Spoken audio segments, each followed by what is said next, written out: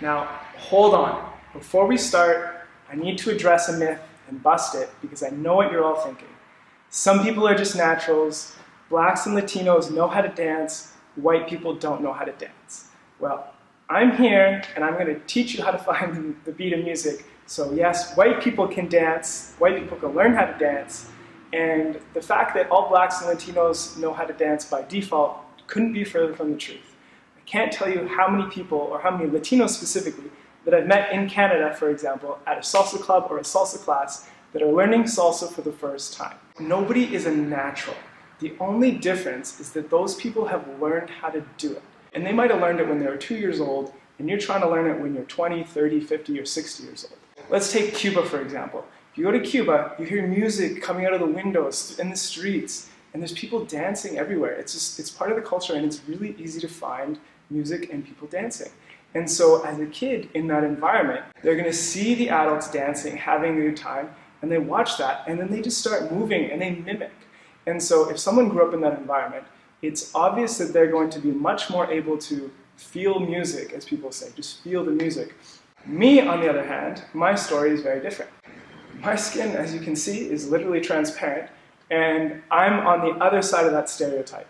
My dad can't dance, my mom can't dance, and they didn't even listen to music in the house. I learned when I was about 10 years old. I started doing Ukrainian dance classes with a teacher at my school, and she started counting in eights during our class. 1, 2, 3, 4, 5, 6, 7, 8. I started to understand this idea of counting music, but I didn't really know what was going on. I was just having fun and there because it was girls and they were cute. What happened is later, I was breakdancing through all my teenage years, and that's when I started to get more exposed to music. Funk, Latin funk, disco, rock, soul, all these different types of music.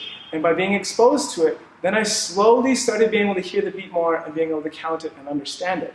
And then in my 20s, I found a Cuban salsa club at my university after I'd graduated, and I went to the class, and as a dancer, I expected this to be easy. And I started trying to dance salsa, but I could not hear the beat in the music. And I just couldn't figure out why. I said, Robin, you understand music, you can dance, you're a pretty good dancer, why can't you hear salsa music? Well, the truth is, salsa music is just more complex than 90% of popular music out there. And the reason for that is there's a lot of instruments, number one, and a lot of the instruments aren't being played in a very symmetrical way.